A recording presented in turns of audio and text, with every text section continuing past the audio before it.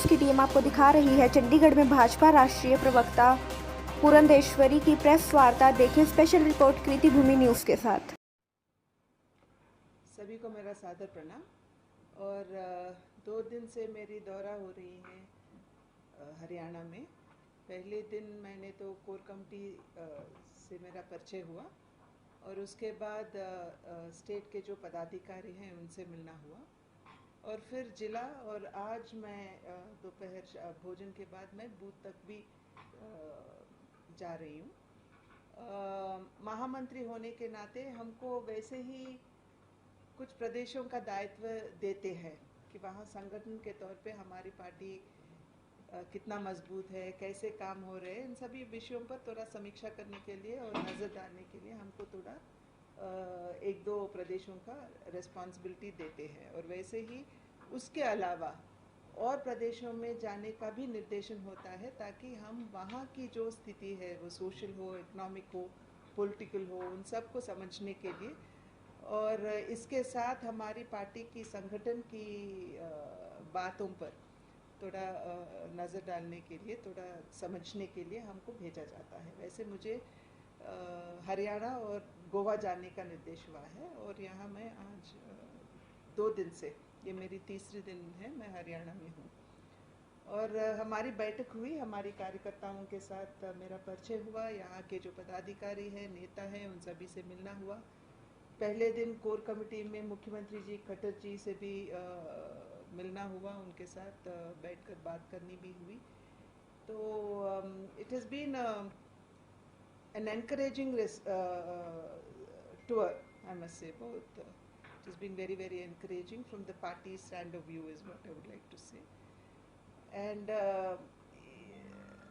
हम ये भी चाहते हैं कि हमारी जो कार्यकर्ता है, जो 7 साल मोदी जी के सरकार, पहले 5 साल 2014 to 19 और अब के 2 साल जो है 19 to 21, इन 7 सालों में जो अच्छे काम किए हैं, जो देश के गरीब और दबके हुए लोगों को, पिछड़े वर्ग के लोगों को नज़र में रखते हुए जो भी योजनाएं उन्होंने लेके आए हैं, हम यही मानते हैं और विश्वास भी करते हैं कि हमारे कार्यकर्ता ही हमारे लिए प्रसार माध्यम है, जो वो नीचे तक, निचले स्तर तक ये सभी विषय लेके जाने में वो अच्छे काम कर सकेंगे। इसीलिए हमने अपने बूथों को मजबूत करना, हमारी शक्ति केंद्र को मजबूत करना, हमारे मंडल कमिटीज़ को मजबूत करना, इन सभी विषयों पर हमने थोड़ा समीक्षा करी और it is been very satisfying.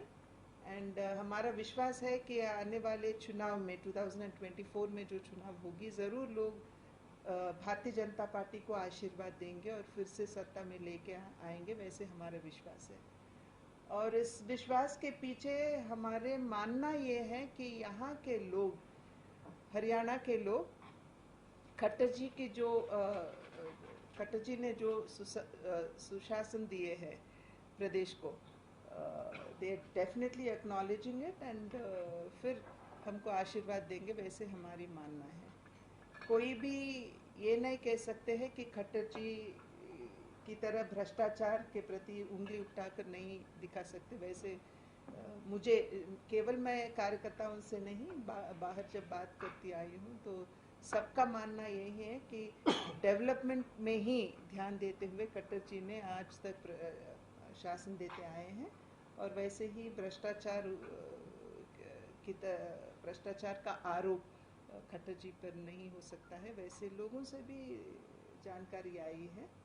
और डेवलपमेंट अच्छी तरह से हरियाणा में हो रही है, जैसे रोड्स को लेकर हो, देन इवन कोविड को हैंडल करने में जो भी कोविड सेंटर्स का उनको खड़ा किए हैं, इन सभी विषयों पर लोगों में ज़रूर एक अच्छा फीलिंग है and we definitely feel that this will convert into votes for us in the coming elections. और वैसे ही कोरोना की पहली लहर हो चुकी है, अब दूसरी लहर भी ख़त्म होने वाला है और अब हमारी बात हो रही है कि तीसरी लहर भी आ सकती है। और इसके अंदर जो सेवा का कार्य हमारे कार्यकर्ताओं ने करे, बहुत सराहनीय है और हम सभी को अभिनंदन करना चाहते हैं, इतने अच्छे काम किए हैं। पर इसके अंदर हमारे बहुत सारे कोलीग्स को हमने खो चुके हैं, वो बहुत दुख की बात है। बट फिर भी केवल हमारा मानना नहीं बल्कि लोगों ने भी देखे हैं कि कोरोना के समय में हर एक राजनीतिक पार्टी आईसीयू में था, पर भारतीय जनता पार्टी एकमात्र पार्टी थी जिनके कार्यकर्ताओं ने बाहर आकर जान को दाव में लगाकर सेवा के कार्यक्रम में जुड़ गए थे। जैसे कोरोना पीड़ित लोगों को भोजन पहुंचाना हो, उनका बेड्स की उपलब्धि पर ध्यान देना हो, ऑक्सीजन, हमारी पार्टी ने एक ऑक्सीजन बैंक भी, एक नहीं 2-3 ऑक्सीजन बैंक्स भी खोले थे almost at the district headquarters. बाहर से ऑक्सीजन कॉन्सेंट्रेटर्स ले आके यहाँ भारतीय जनता पार्टी ने ऑक्सीजन बैंक्स भी खड़ा किए हैं। तो this is the great work that जो हर एक राजनीतिक पार्टी को करना था, but nobody else did it accepting for Bharatiya Janata party. सो जो हमारे भारतीय जनता पार्टी की मूल सोच विचार है अंत्योदय, यानी कि समाज के दबके और गरीब लोगों को वेलफेयर पहुंचाना, दैट इज़ बीन, उससे इंस्पिरेशन पाते हुए, स्फूर्ति पाते हुए हमारे पार्टी के हर एक कार्यकर्ता ने सेवा के कार्यक्रम में जुड़ गए थे। और वैसे उसके अंदर गरीब लोगों की जो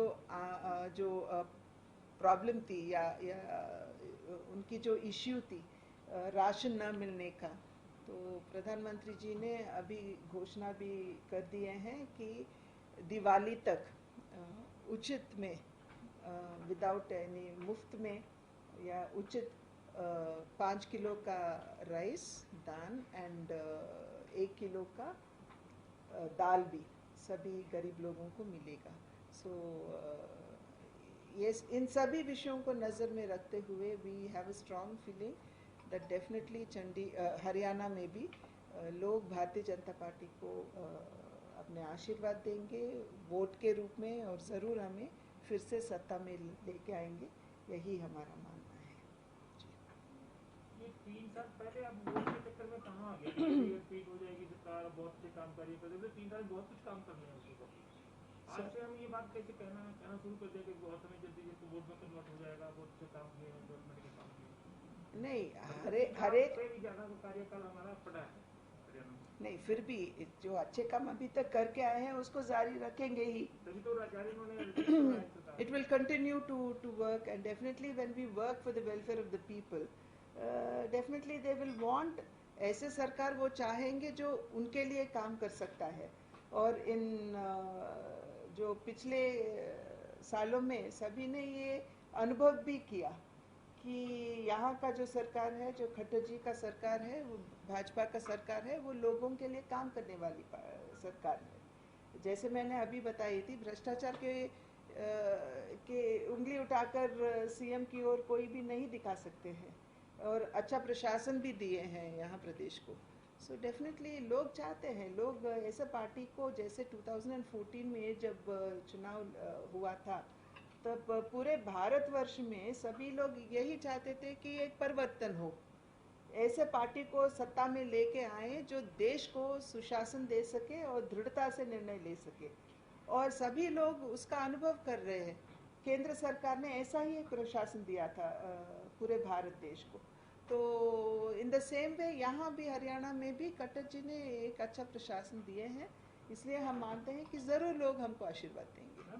आप कार्यकर्ताओं के बीच में गए, आपने डबल टंटोली संगठन किए और सरकार के कामकाज किए, तो ये जो देश में किसान आंदोलन चल रहा है, खासतौर पर हरियाणा इससे प्रभावित है, इसको लेकर आपके कार्यकर्ताओं का या आपके संगठन का क्या मानना है? इसका कोई असर नहीं है क्या हरियाणा? नहीं, देखिए, हमने किसानों से बार बार, हमने माने नरेंद्र तोमर जी हो जो केंद्र का कृषि मंत्री, और हमारे प्रधानमंत्री जी, नड्डा जी, सभी ने यही कहते आए हैं कि our doors are not closed, हम डायलॉग के लिए ओपन हैं।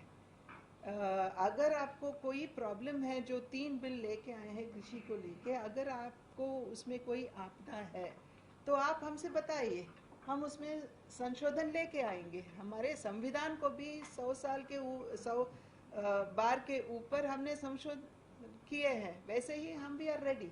ये तो कोई पत्थर की लकीर नहीं कि हम चेंज नहीं कर पा सकते। तो इसलिए we are open for dialogue. हम आज भी कहते हैं कि आप आइए, बात कीजिए, बताइए कि किस क्लॉज पर आपको आपदा है। If you have any problem then we are open for a dialogue.